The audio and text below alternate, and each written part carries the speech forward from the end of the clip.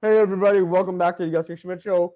Today we have the CEO of BitChute, one of the early alternatives to YouTube that people have been tending to ignore. Yes, there's Rumble, and yes, there are other platforms, but BitChute was here before anybody, as far as I can remember. Not before anybody, but one of the early starters. So, Ray, can you please introduce yourself? Sure, thanks for having me on. So I'm Ray Vahey. I'm a founder and the CEO of BitChute, which is a pro-free speech, pro-privacy video platform that has been around since 2017. We launched a company, and it is really in response to what we saw as rising censorship over the preceding years and invasions of privacy. So we wanted to offer an alternative to all of that. And at that time, lots of people were being deplatformed from YouTube. So we've grown quite quickly during those years. It's almost 9 years now. And we're a company, but we also see ourselves as a movement because we really do push free speech and privacy as much as we possibly can. A bit about myself. So my background is in software, so I thought this was a good challenge to get into. And I'm also a libertarian. So everyone at BitChute is a libertarian of one flavor or another. Awesome, but I can tell that I've been on BitChute for years. I don't know where you're watching this, but if you're watching this on BitChute, you know that I've been uploading the show for, I was just looking, 3 years. The show is a bit more older than 3 years, but I've been using BitChute for 3 years. It's an amazing platform, and can't wait to see where it goes, because I know that it only gets better from here. I just have to ask, what was the kicker in censorship that pushed you to open BitChute? Yeah, so I was a big fan of the alternative media going back years, watching it on YouTube. In fact, I had a YouTube channel which was really just something I made for my kids years ago. So I was very familiar with YouTube, and I thought it was an amazing platform where it was a great equalizer because anyone could go on there to get an education, without any money. So great leveler for people all around the world. This fantastic platform. And then around 2015, some of the alternative media channels that I was following started to report that they were being censored. And actually, even though a lot of people think that this happened to the right wing first, it didn't. They first came for the libertarians, people who were anti-war, people who were challenging power, holding power to account. People like, I don't know if you know, Dan Dix from Press for Truth. He was one of the really early people to be censored. James Corbett from the Corbett Report, another person who noticed this very early on. And it was more subtle at first, but the trend was definitely there through 2015 and into 2016. So I really wanted to do something about this because I thought it would be a tragedy if there wasn't a place where all of this wonderful content, all of this amazing information would live. So I had a technical background, and I also had a friend, a partner who has a technical background, and we decided that we would build BitChute. And actually, in the beginning, we built it as a prototype and put it out as a prototype, and weren't expecting quite the response that we got. We got an amazing response. So many people appreciated what we were doing, and the sign-ups came really, really fast, to the point where I realized early on that, hey, this is more than just a hobby. We're going to have to turn this into a company and really support its growth properly. So in the early days, we were just frantically trying to get BitChute working properly because it was, a prototype, turning it into something worthy of the support that we were getting from the community. So we just grew through 2017, and we've grown ever since. Amazing. So, let me just ask, at the Digital Free Press, formerly King Lawrence Water, we've been reviewing platforms like BitChute, Rumble, like I specified before, and I think my fans know. We believe you said that privacy is a right, not a feature. Can you unpack why this principle is so central to BitChute's identity? Yeah, so we take privacy very seriously. And what that means for us is that we only collect the minimum amount of data that we need to run the service. So we try to always look at reducing the amount of data that we need, which is the opposite to platforms like YouTube and big tech in general, who just try to scrape up everything. Because actually that data, the way they use it is very valuable. It's part of their business model. For us, it's not. But privacy is also very much linked to free speech. And yeah, I mean, for example, with the Snowden revelations, when we discovered how much snooping was going on by government, there were a lot of studies that showed the chilling effect. People were self-censoring because they just understood that they were being surveilled, and they self-censored. So it's very important for so many reasons that people have privacy. And, you know, in the US, of course, you've got the Fourth Amendment. You shouldn't be subject to any unlawful searches and seizures, which is incredibly important. But what's happening now online is that almost everything is being surveilled, recorded about every action that you do. Right now, you're probably being surveilled, unfortunately, by several devices, as am I. If you've got a smartphone, if you've got a smart anything, it's collecting so much information about you, and that's all being scooped up and put into databases. And it can be abused in so many different ways. It can be bad actors, governments can use that to control people. Bad actors can use it to for all sorts of malicious reasons. So it's incredibly important that we reclaim our privacy.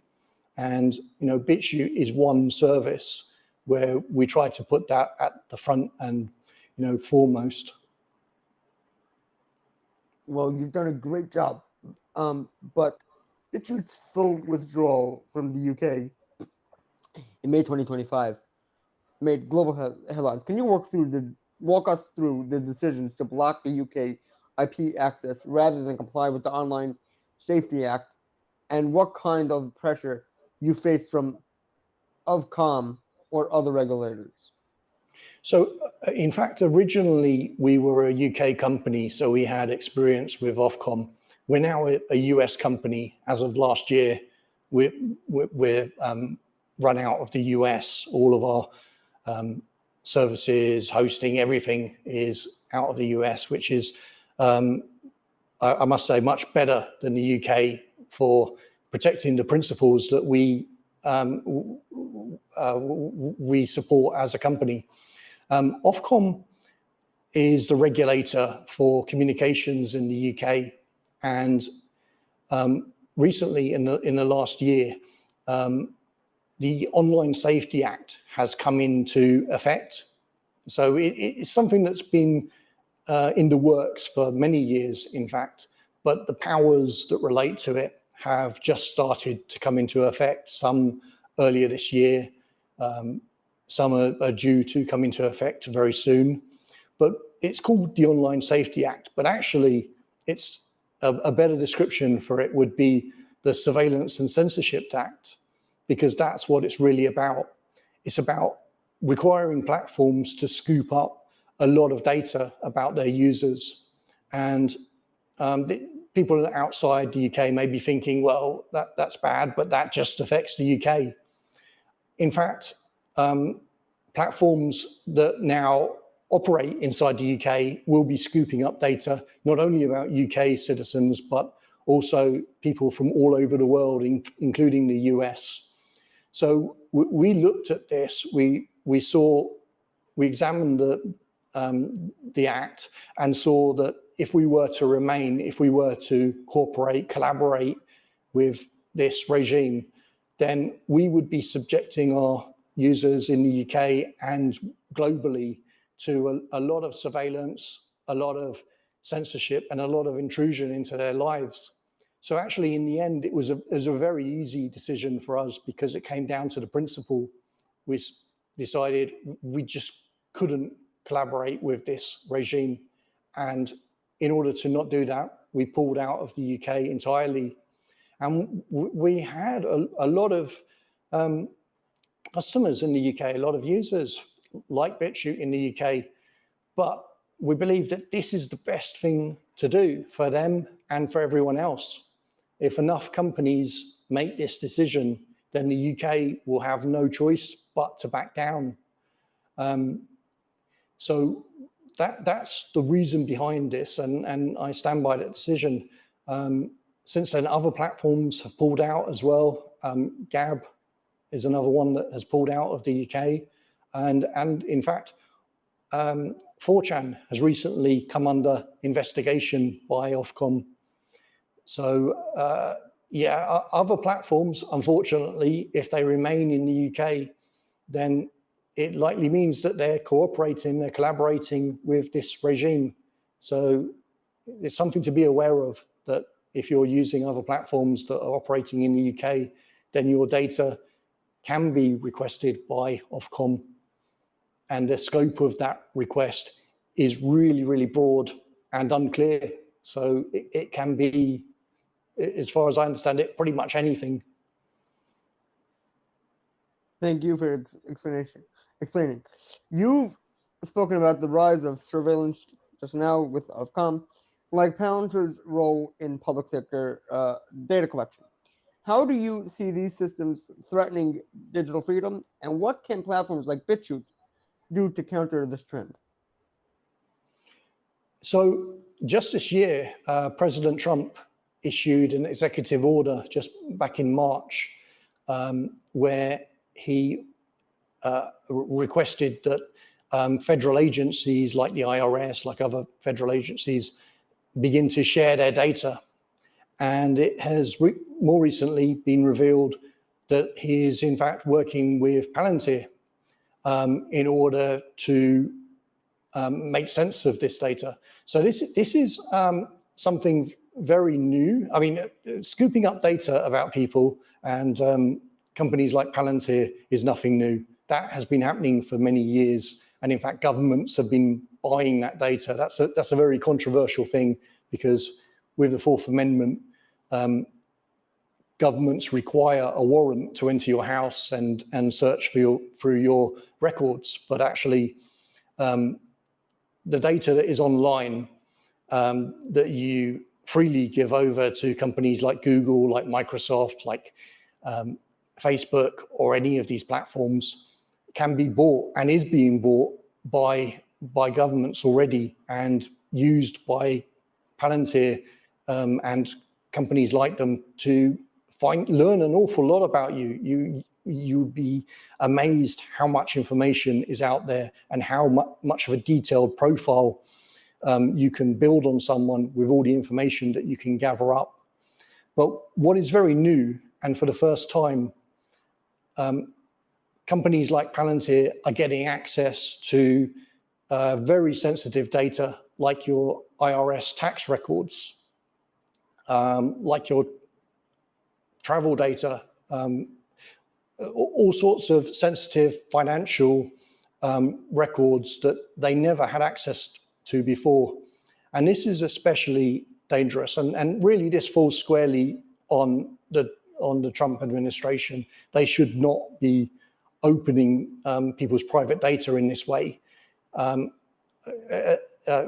can get into Palantir a bit, but if it wasn't Palantir, it would likely be another company doing it. Google, Microsoft, Amazon, they all have the capability.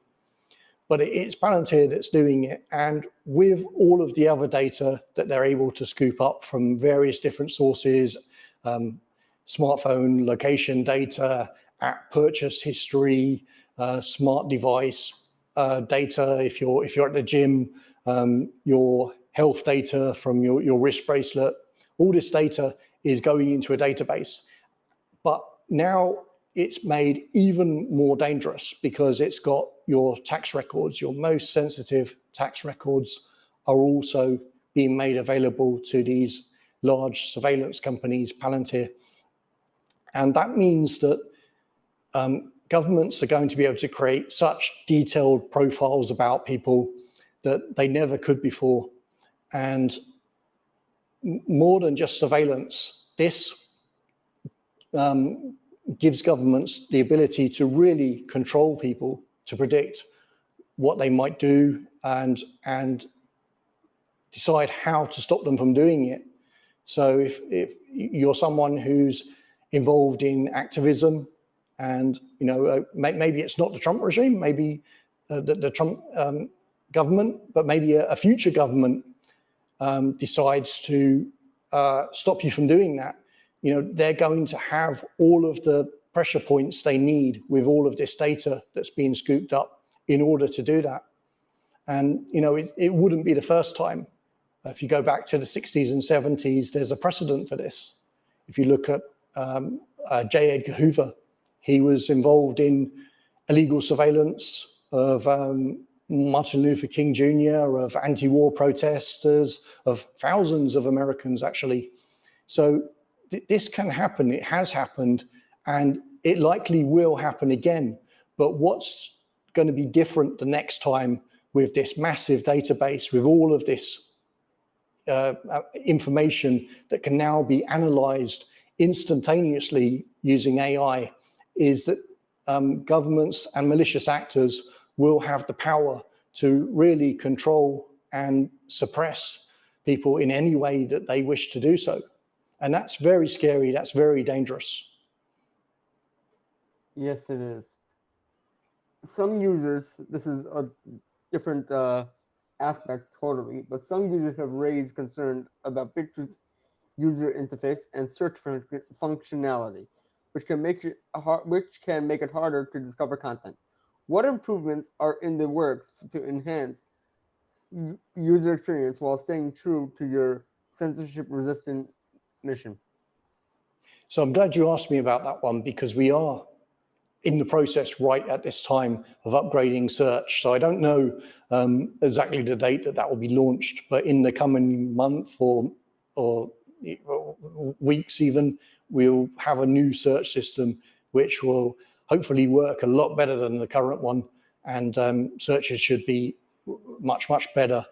We're launching lots of different features in the coming weeks, actually. I can tell you about all of those if you like. So for example, we've got coming very soon the ability for members to be able to recommend to the homepage. I don't think any platform has ever done that, put so much trust in their community to allow them to directly recommend to the homepage. We've got a new exciting system that will allow that. We're actually launching a BitChute VPN because of these incredible government overreaches and the way that people are being surveilled by just about every platform they go to. It's not enough to not surveil them on BitChute. We care about our users' privacy even when they're off the platform and anytime they're using the internet. So we're launching our own VPN, which is coming out very soon. VPN is a virtual private network. It's a way to retain your privacy, keep your IP address out of the hands of the platforms that you're visiting, even BitChute. So those are a few of the upcoming features. I'm really happy that you asked me about search, because that just happens to be one of them. Wow. Let me see this. You described a vision for decentralized platforms where users control their content and identity. What steps is BitChute taking towards peer-to-peer or decentralized systems and how do you see this shaping the future of online freedom? Yeah, so this is something that's really important with us. We've done peer-to-peer. Well, when we launched, we had a peer-to-peer system. There were problems with that, and we had to retire that version. But we haven't given up on decentralization. That's very much at the front of our minds. But we want to make sure that what we launch is something that's really useful and usable for people at large. I hate to say this, but in the decentralized space, there have been a lot of gimmicks and a lot of cash grabs. And we're all about launching something that really works, that isn't a gimmick, that isn't just a coin to make money. It's something that is really useful. So that takes longer, that takes more development, but it's something that is in our longer term goals to have, and to make people really self-sovereign online, so that they've got the power to publish without even BitChute being able to stop that. And with that power comes responsibility. So that's something I care a lot about, and something that we will have more. Maybe I can come back in the future to talk about that when the plans about it are clearer. Wow, that would, I'm sure the Yossi Schmidt Show, the Digital Free Press audience would love that, and I personally would love it. Wow, can't wait. Ray, do you have anything that you want to leave the audience off with, and any closing remarks? Yeah. So one thing about this data sharing and Palantir, I am actually working on a mini documentary right now, which I'm bringing out, I think, next week. So anyone who is interested to dive a bit deeper into this topic, learn more about the types of surveillance that go on the internet, the types of data trading that goes on, the ways that government is surveilling you and buying data from different sources. I'm releasing this documentary next week, and it'll be on my BitChute channel, actually. So you can just go to bitchute.com/Ray if you're interested in that. It will be linked in the, I would also say show notes. Oh, thank you very much. And I would also say that there's a lot that people can do to protect themselves right now. So one way is to get a VPN. That's very important in protecting your privacy. So like I said, we're bringing out a BitChute VPN, but you don't have to use ours. You can use any VPN, and I highly recommend it. I think everyone in 2025 should be using a VPN if you're going on the internet. And another way is to use privacy-focused browsers. So the one I use is Brave. That will cut down on the amount of surveillance that you're under when you're browsing the web in general. Another way, and everyone should do this instantly if they're not doing it, really please consider moving to secure messaging. So when you're talking to your friends and family, get them all on secure messaging, which is end-to-end encrypted. A good example of that is Signal. So that, even if governments are able to snoop on that, they're not able to decrypt the messages. So that's secure between two parties who want to chat online. These things are incredibly important. And lastly, I would also say I'm a big proponent of cash. One way that we're tracked these days online is through our payment history. And if you're using cash, that's a really good way to protect yourself when you're purchasing. So I know that's not always possible, but when it is possible, I recommend using cash. And lastly, even though I prefer to do as much as we can ourselves, we're all sovereign individuals and we have a lot of power to take back our privacy. I would also say, if you're in America, contact your representative and tell them that this type of surveillance, this type of sharing with of data from the IRS to companies like Palantir is wrong and shouldn't be happening.